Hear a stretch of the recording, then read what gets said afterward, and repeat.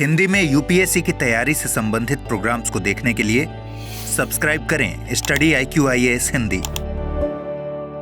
नमस्कार, बहुत बहुत स्वागत है आप सभी का स्टडी IQ IAS हिंदी के इस बुलेटिन में। मेरा नाम है अतुल जैन और आप जानते हैं कि मैं आपके सामने लेकर आता हूं कुछ ऐसी खबरें जो आपकी परीक्षा के दृष्टिकोण से महत्वपूर्ण हैं।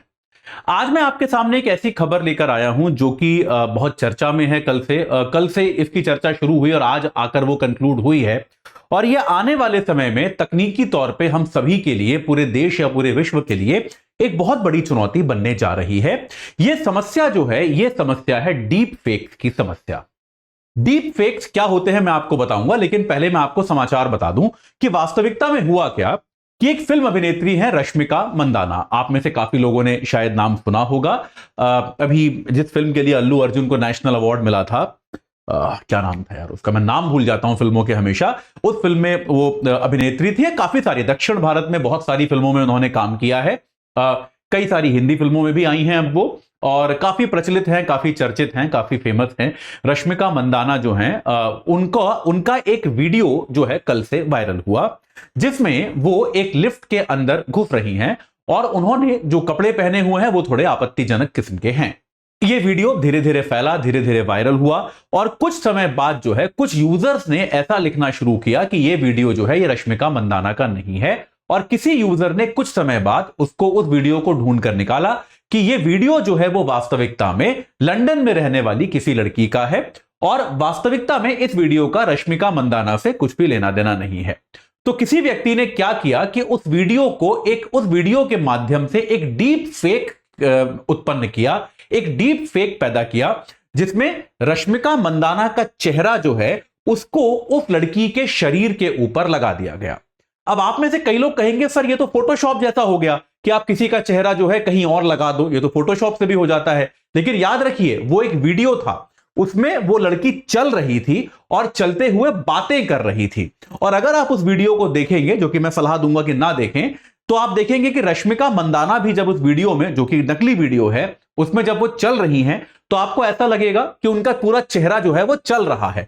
जब वो बात कर रही हैं तो उनकी आंखें, उनके होठ, उनका चेहरा उसी तरह से हिल रहा है जैसे किसी व्यक्ति का बात करते समय मूवमेंट होता है।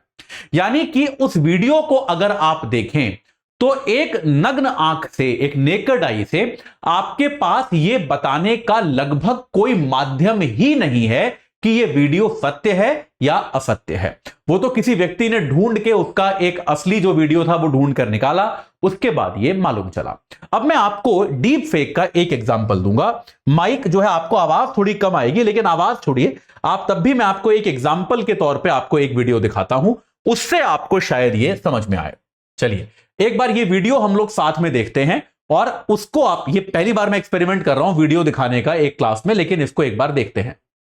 We're entering an era in which our enemies can make it look like anyone is saying anything at any point in time, even if they would never say those things. So, for instance, they could have me say things like, I don't know, Killmonger was right, or Ben Carson is in the sunken place, or how about this? Simply, President Trump is a total and complete dipshit.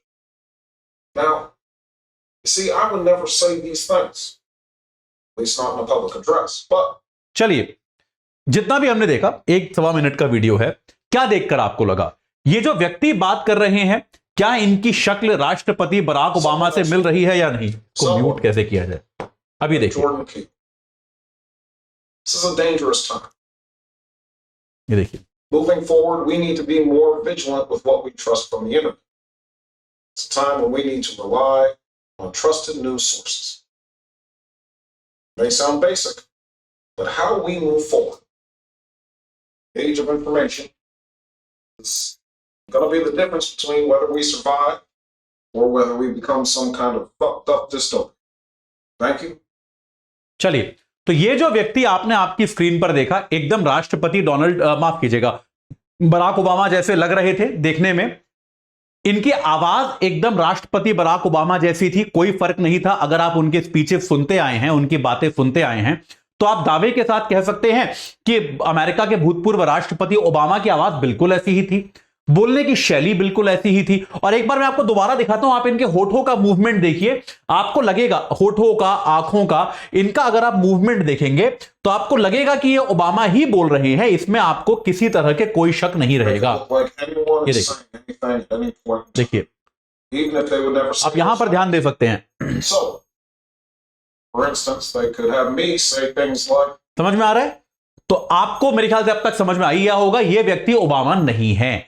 यह बात Obama ने कभी नहीं कही, Obama ने यह interview कभी नहीं दिया, यह चर्चा उन्होंने कभी नहीं की। तो यहां पर क्या किया गया है, यह एआई का एक तरीका है जिसको कहते हैं डीप फेक। इसको समझने की कोशिश कीजिए, इसको हम कहते हैं डीप फेक।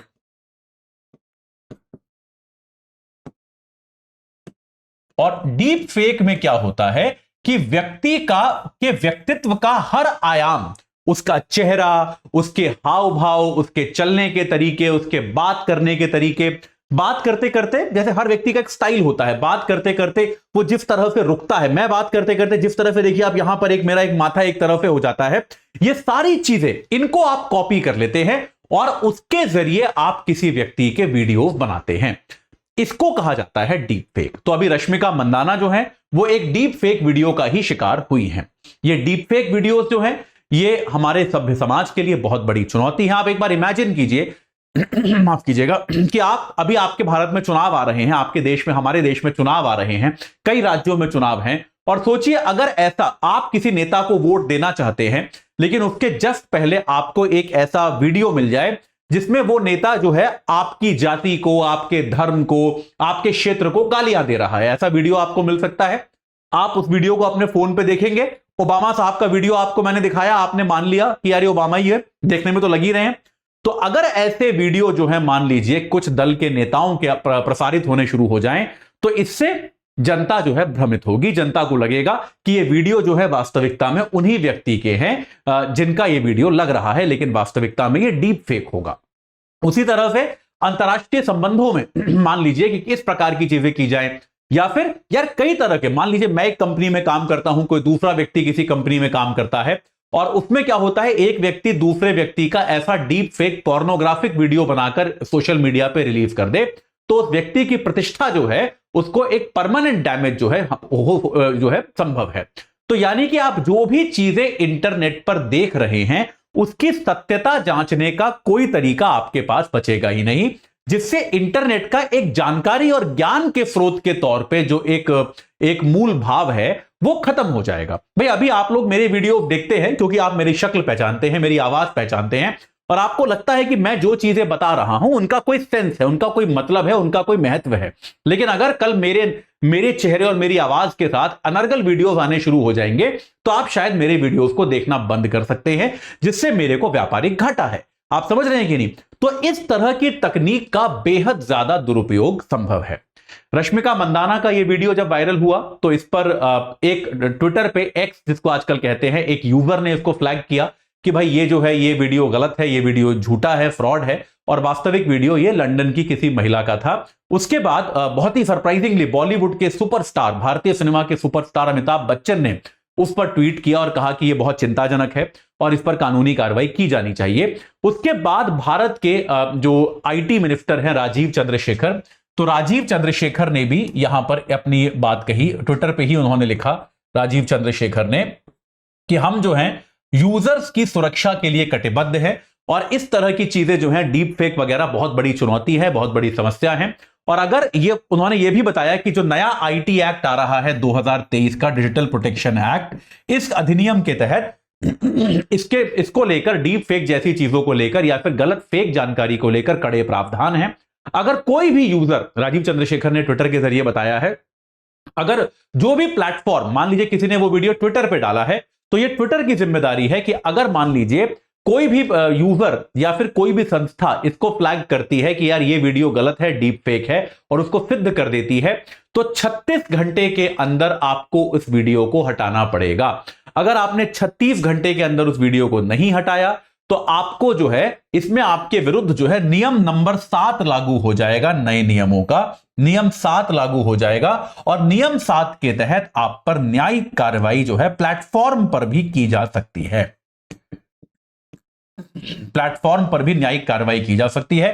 तो अगर ये वीडियो मान लीजिए किसी ने यूट्यूब पर डाला है तो यूट्यूब पर भी न्यायिक कार्रवाई की जा सकती है, ट्विटर पे भी की जा सकती है।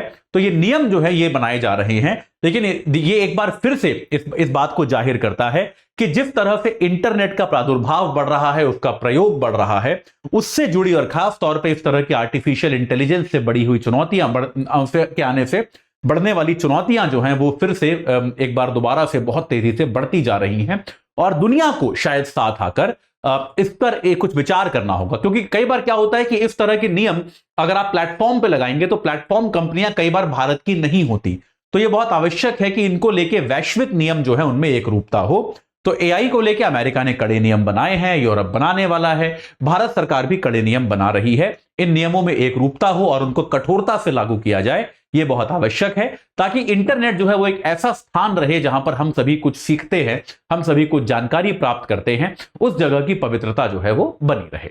ठीक है, चलिए अभी के लिए इतना ही। लेकिन जाने के पहले मैं आपको बता दूं कि भाई हमारा P2I बैच जो है वो हिंदी मीडियम के लिए शुरू हो रहा है 10 तारीख से, क्षमा कीजिएगा, हिंदी मीडियम के लिए शुरू हो रहा है 10 तारीख से, बाइलिंगुअल 15 से और अंग्रेजी के लिए 17 से। और अगर आप AJ लाइव कोड लगाते हैं तो ये दाम में गलती है, तो आपको ये कोर्स मिलेगा 26,999 में नहीं, आपको बल्कि ये कोर्स मिल जाएगा 24,999 में। मैं यहां लिख देता हूं, आपको ये कोर्स मिल सकता है 24,999 में। तो आप तुरंत जो है हमारी वेबसाइट या ऐप पर जाएं, AJ लाइव कोड जो कि मेरे नाम पे आधारित है अतुल जैन, आप उसको लगाएं और जिस भी बैच से आप जुड़ना चाहें, हिंदी, बाइलिंगुअल या अंग्रेजी, उस बैच से आप तुरंत जुड़ जाएं। ठीक है, ये P2I बैच है, आपकी प्रारंभिक से लेकर साक्षात्कार तक सारी तैयारी समग्र तौर पे ये कराएगा। इस सत्र से जुड़ने के लिए आप सभी का बहुत बहुत धन्यवाद। हिंदी में यूपीएससी की तैयारी से संबंधित प्रोग्राम्स को देखने के लिए सब्सक्राइब करें स्टडी IQ IAS हिंदी।